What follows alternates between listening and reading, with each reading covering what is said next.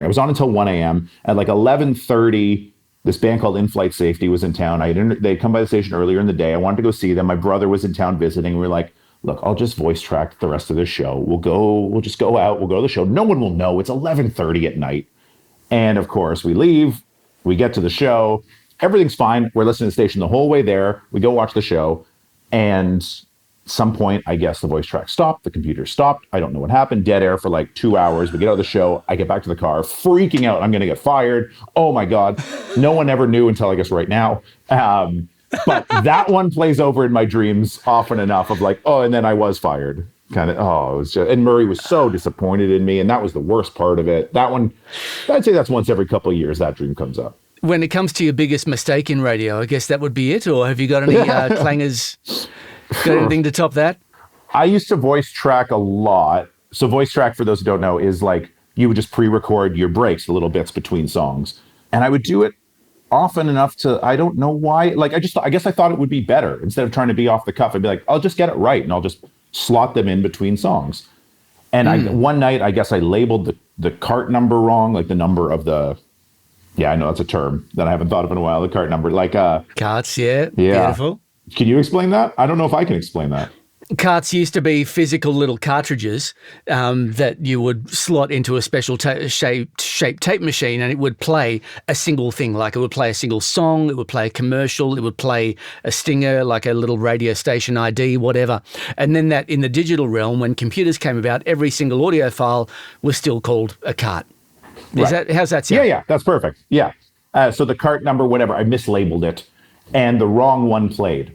And then Murray, I could see the light going on the desk, on the board, and Murray called him like, what are you doing? And I was like, I just thought it'd be better. I didn't realize it would play. I have to go to the washroom. I made some bullshit excuse up or something. And he was like, yeah, that's your one mulligan. Never, ever do that again. And I was like, okay, never. So that one still hurts because it's just like, I really love this man. He was like, he wasn't a father to me, but he's like a father figure to me at some point. He brought me across the country. He put all this trust in me, and I had disappointed him so hard. And I was like, oh.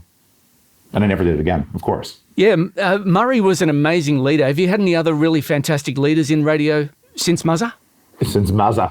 Yeah, Sarah Parker at Edmonton put a really, really cool, good team together. We all came from different places. We all moved there, except for the morning show guy. He was there already. He moved over from a different station. But it felt, I had just gone through a breakup. It felt like I was getting a family in Edmonton. It was a very interesting, fun.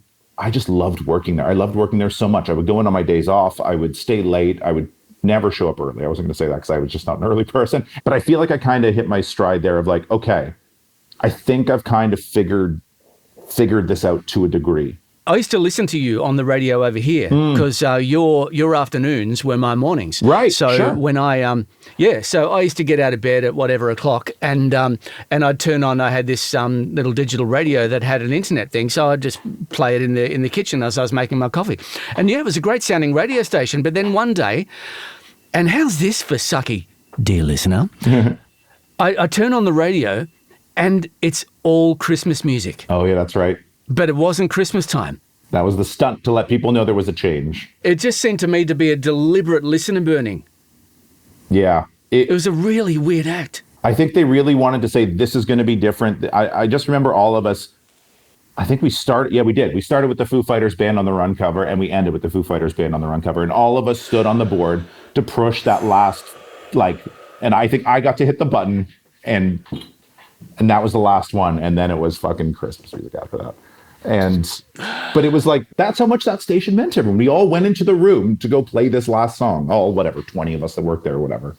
Yeah. And it's too bad, but that's the way the world works. For more of this chat with former radio announcer and music director turned filmmaker Matt Schichter, check out Off Mic, Life After Radio, wherever you get your podcasts, including Apple, Spotify and YouTube.